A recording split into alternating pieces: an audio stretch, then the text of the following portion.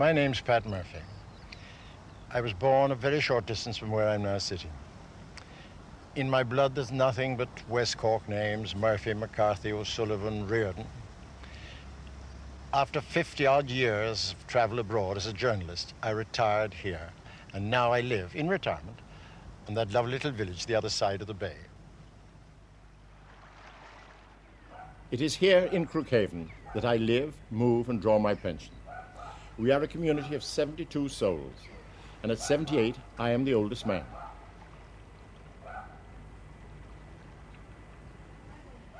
The village is located on the most southerly of those finger-like peninsulas which make up the southwest corner of our country. Indeed, too often in the past, ours has been the index finger, pointing the way to America for the many people who left West Cork from the quayside of this little village.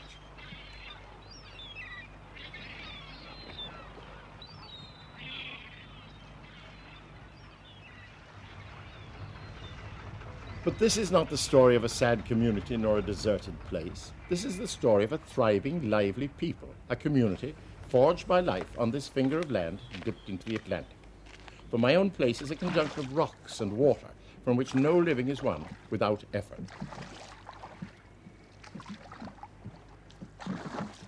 Adversity is normal. Any success, however small, is seen as a justification of the general air of optimism and confidence in the will of God. And vitality and progress will be perpetuated. There are more jobs to keep young adults at home and lots more children than when I first came back to live here in the early 60s.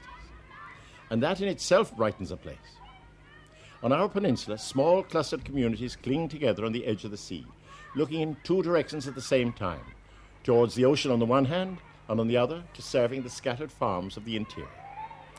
Ballydehob, Durras, Scull, Toormoor, Goleen are all like this. And at the end of the line, Crookhaven. For you can't go through Crookhaven to anywhere. The most southerly road in Ireland ends here at Billy O'Sullivan's front door. Apart from a post office and shop, the only public buildings in the village are public in the very best kind of way. They are our recreation centres and community halls. It is in them that we do our incessant talking. And maybe that is what we are all about: talk, communications, communion. Our little seafaring church is dedicated to St. Brendan and opens for evening service during the summer months. Most of the homes in the village are modest. Many have among their furnishings mementos of foreign parts or souvenirs from visiting ships.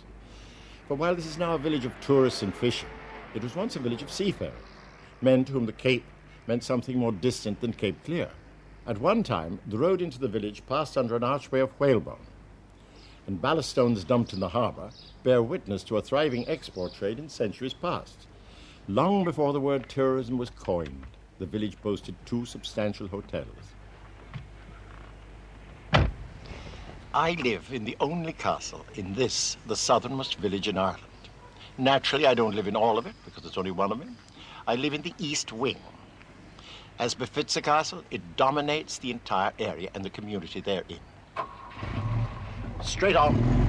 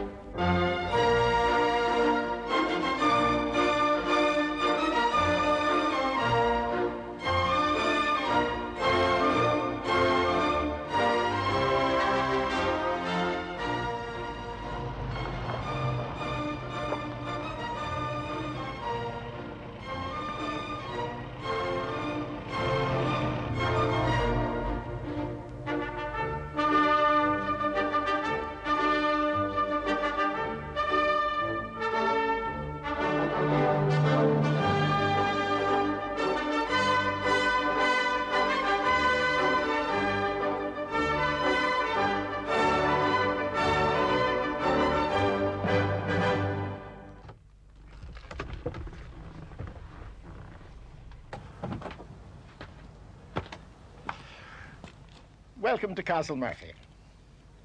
Now, to keep your bearings right, that is the east wing, and this, of course, is the west.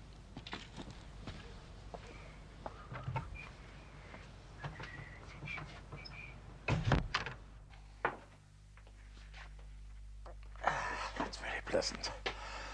You know, I'm often asked why it is that I retired to Ireland, to die, I presume. I didn't.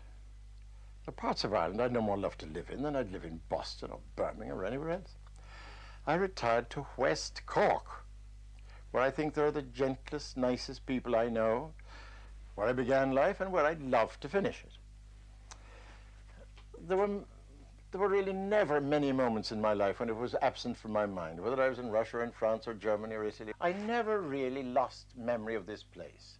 And I could have chosen to go in a number of places to retire. I thought of Santo Stefano at one time. It's a lovely little place on the Liguria. But I would have felt all the time that I was away from the place where I wanted to be, where there's so much humour, where there's so much understanding of each other. Sure, there are more laughs in a day here than a month in London or in any other big city. Apart from which, it has transcendently beautiful views, especially of that vast ocean, which is almost infinity.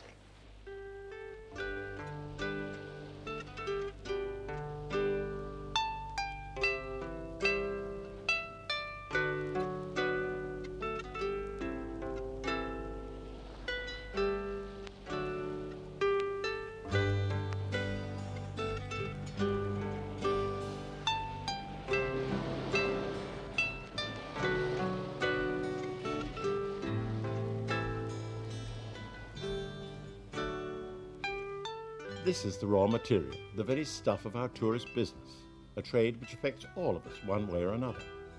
I'm lucky. I have neither car nor bicycle, for I don't need to go anywhere for pleasure.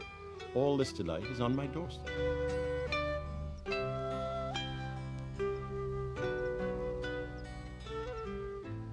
But despite its grandeur, it is not the scenery which makes my own place special for me. It is the people, my neighbours.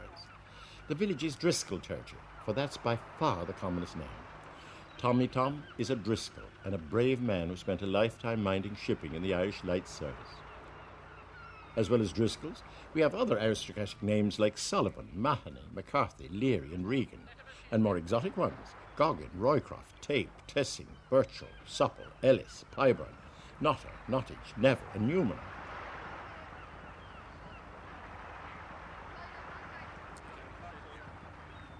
These are westerly people. Occupations and preoccupations are natural, to do with weather and crops and catches, farming and fishing, often the two together.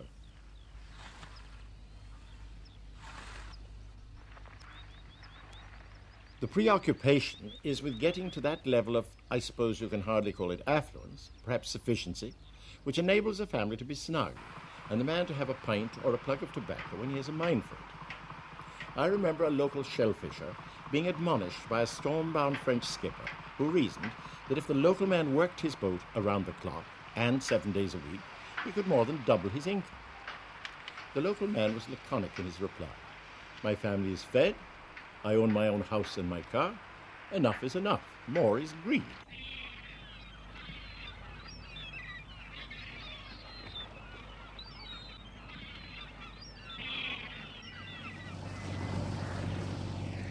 Of course, fishing here is intensive and arduous too, for this is a rugged, exposed coast with fickle weather. The Fastnet fisher is flagship of the little Crookhaven fleet.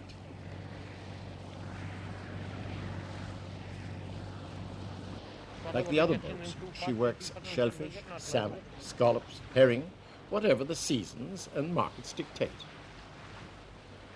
The boats employ directly and indirectly too. Across the harbour from Crookhaven, the Celtic Fisheries Plant processes and packs the valuable victuals for export to places where Crookhaven will be unknown and where Fastnet will be familiar only as a name of a sea area mentioned in weather forecasting.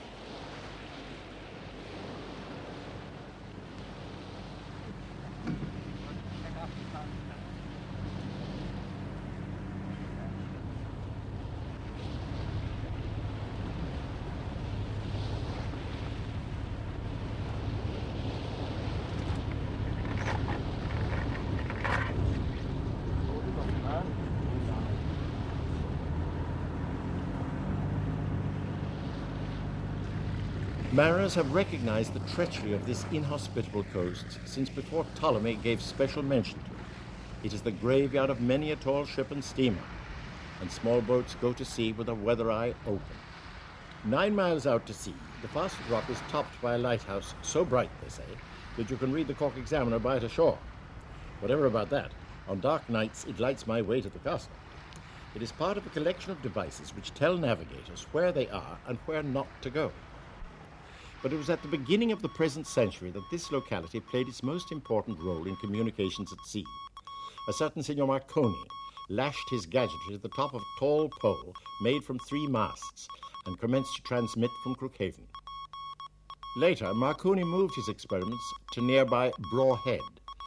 As one of the men who worked with him told me, he took a power of divilment out of the sea.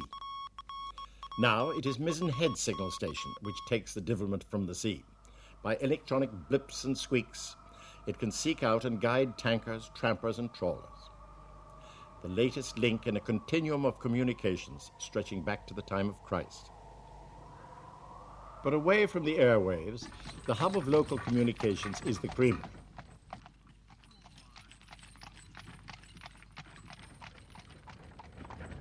Somehow, living in a remote place makes information doubly important, and it is at the creamery in the cold light of early morning that men with horse carts, men with tractors and cars and donkeys assemble from all parts of the parish. Men from Lishigriffin and Clonakilleen, Baltine and Ballyrisson, Dour Road and Ballyvogue, and westerly men from Tour and Cahir.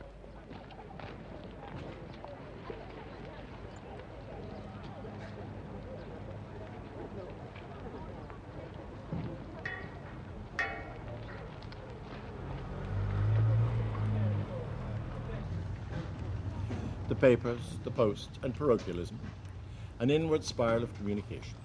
World news from the Examiner, and news from the letter of a beloved one in Boston or Birmingham. But most important of all, the swapping of local intelligence, mart prices, the time of the funeral, the price of seed potatoes, the whereabouts of the vet. Communications that matter. The OPEC countries are another man's problem.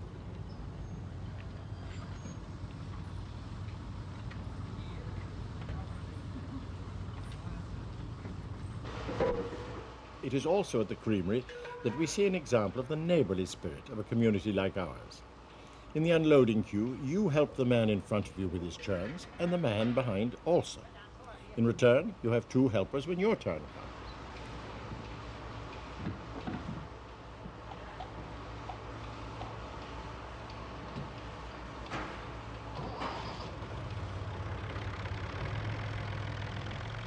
So it is in our little village.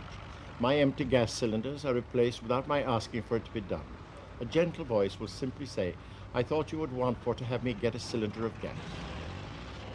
Everybody tries to help somebody else, and important roles are filled voluntarily. Our hair is cut by a man who is really a lorry driver. There is somebody to do the laying out if we have a death in the village, and somebody else specializes in grave digging or mending punctures, or whatever needs to be done. Before we had running water or main sewerage, someone attended to those needs. These people were neither elected nor selected. Nobody ever appointed them to do these tasks. The need existed within the community, and quite naturally, somebody stepped in and filled that need. So we all have a job here for which life experience, or perhaps some special skill, has fitted us. I'm a scrivener. I have a typewriter. I know a lot of these little problems that arise when somebody's insurance should be filled, when somebody wants to renew an insurance, or even when pensions at one time or another have to be renewed. Well, I will know to whom to write and type it out for him. Each of us has a duty of some sort like that, and this is mine. So each day, just before 2, I go down the village to catch the post. And this is where my day usually begins to fall asunder. I may drop in for a drink, and the rest of the afternoon dissolves in talk, or I may be summoned to chat with foreign visitors, for we have many, and I'm blessed with a certain linguistic ability. 70 penny della telefonata e 70 se gentilmente me li danno adesso. Così. Dovevo il 70. 70, sì. Même des autres, des Belges qui l'avaient lu. Quanto per il whisky? 2 ieri sera.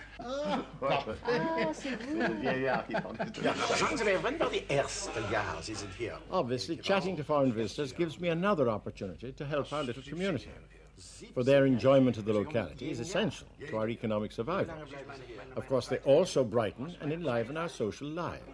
though the best of that is really among ourselves, in little gatherings like this one at Castle Murphy. My face like a needle did twist, so the barber couldn't shave me and he had to go and leave me. I was bobbing up and down like this, bobbing up and down like this, bobbing up and down like this. Barber couldn't shave me, so he had to go and leave me. I was bobbing up and down like this. When I arrived back in Rosslare, I was thirsty, I declare. I called for a drink, it was rum, I think, and it let my pockets bare. I thought for to drink it down with a tumbler in my face. My chin went whop, I spilled every drop. I was bobbing up and down like this, bobbing up and down like this, bobbing up and down like this. My chin went whop, I spilled every drop. I was bobbing up and down like this.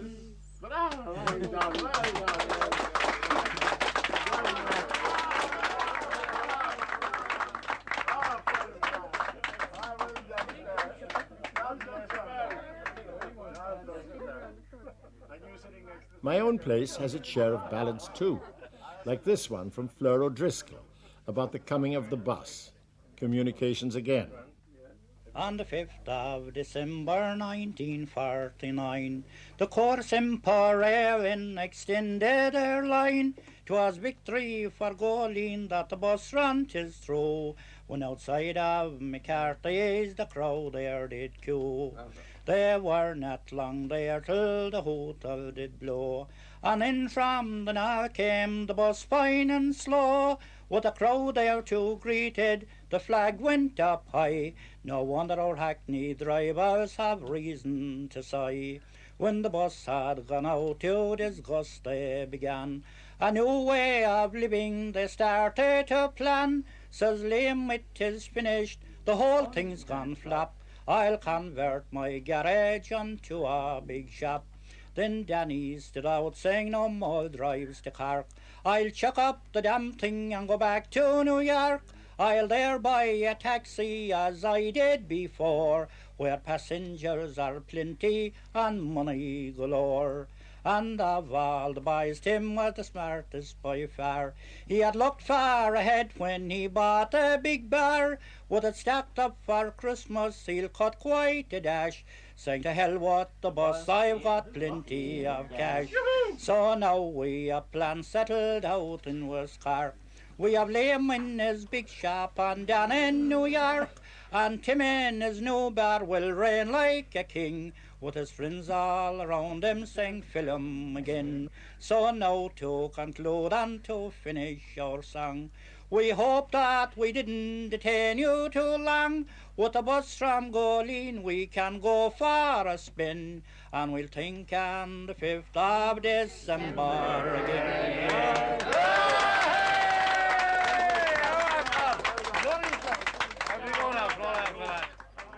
And that is how Goleen got its bus. 5 miles away, Goleen is our capital, our transport terminus, our communications centre. Like the other little places along our peninsula, it is invaded by the sounds and colours of the sea.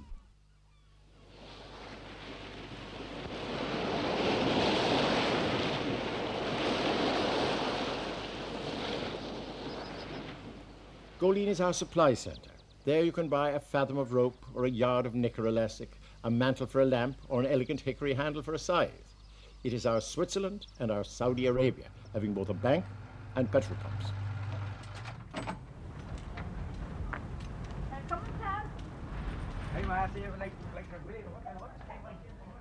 As well as having 4 public buildings, again of the better kind, it provides us with our postal address and a most helpful and efficient telephone exchange. Unlike many villages of its size, which have shops carved out of the hallways and front rooms of dwelling houses, most of the buildings in Goleen were purpose-built as houses of commerce during the latter part of the last century, and indeed some have been converted back into dwellings, holiday flats, or guest houses.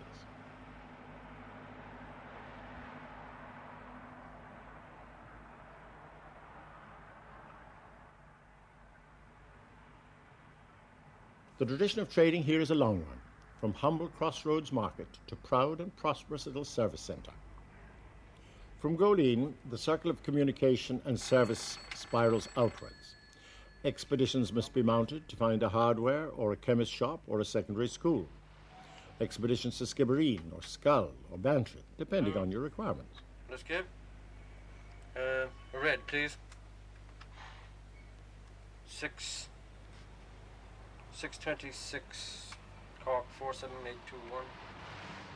All day long, private cars and bread vans on other business are doing favours by collecting maybe a roll of roofing felt from Bantry, a reupholstered sofa from Skibbereen, or the fan belt for an Anglia from Skull. Our exotic requirements from outlying places. Oh, and Ballydehob. How could I forget Ballydehob? For John O'Keefe is from there, and he and his family are, by appointment, purveyors of handmade bread to Castle Murphy. A tray of pans, ducks, Wellingtons, baskets, and bracks.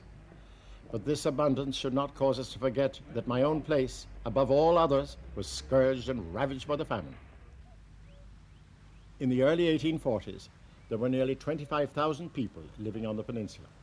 Then the potatoes failed, and the pilchards left the shores, not to return until there was nobody around to care. In 20 years, the population halved, and by the end of the century, it had halved again. But with great tenacity, man has survived on this peninsula from the earliest times, and again we have stability in our population, perhaps even an increase. All over, new houses are being built, and old deserted buildings are being brought back, as we say. It all means more jobs and the effects of more jobs.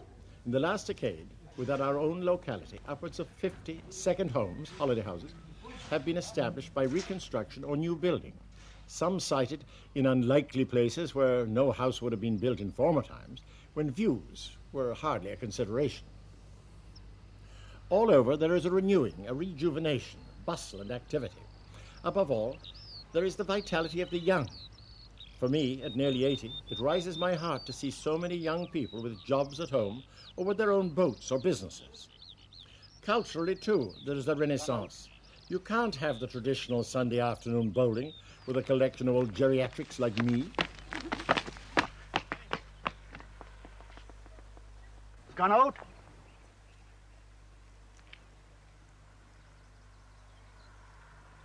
Right. And Sunday is an important day for us. It has a symbolic importance for me personally, because the people of my own place are not just church-going Christians, but live active lives of charity as well.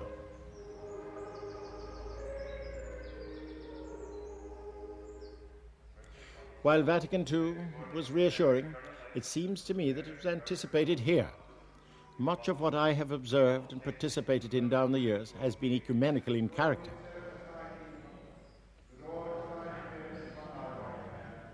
Here's an example of the symbolism which appeals to me. Second Mass and morning service are both at noontime. Neighbours give one another lifts to church. Their ways may part for an hour, perhaps, and then rejoin.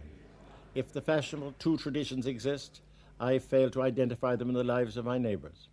And it is in the living of our lives that our beliefs are important. After church, Goleen is a hive of activity. Much of the shopping for the week is done, and there is talk, talk, talk. The threads of last Sunday's conversation are picked up again. Mountaineermen keep their weekly tryst, and fishermen congregate after a hard-worked, lonely week at sea.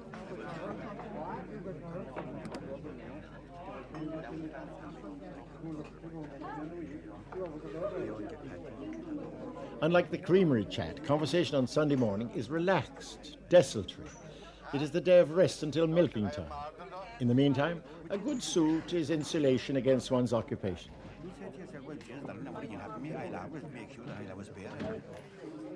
There is a timeless quality about our Sunday mornings.